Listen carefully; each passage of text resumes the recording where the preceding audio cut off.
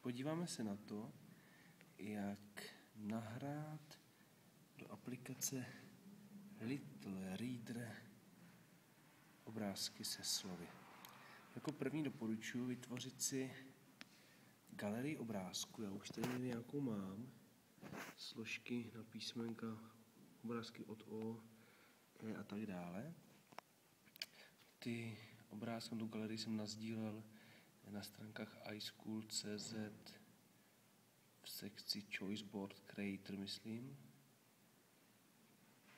Popisu aplikace Choiceboard Creator. Tak, v momentě, když máme složky nebo připravené obrázky, tak si spustíme aplikaci Little Reader. Jdeme domů. A je tady ikonka nastavení. Nastavit. Customize items. Tady mám nějaká slova už předpřipravená. Dáme si nové. Tak nazveme ten list. Příklad. iSchool. A dáme nové slovo. Tak.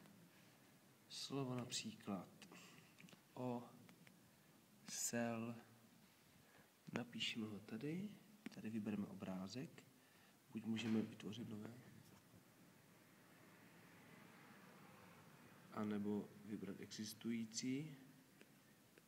Dáme vybrat existující. Mám někde osla, už to mám připraveného. Můžu vlastně zvětšovat. Budu chtít. Použiju. Máme tu obrázek osla. Ještě nahrajeme osel. Vypneme osel. Super. A dáme save. Takhle postupujeme dál a dál. Přidat. Tam to možná vidět. Přidat křížek. Napíšeme máma.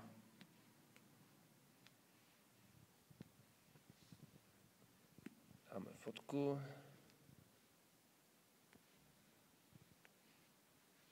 Použijeme, nahrajeme máma, šup, save a je to. Tak, máme listy. Já mám tady iSchool a slova.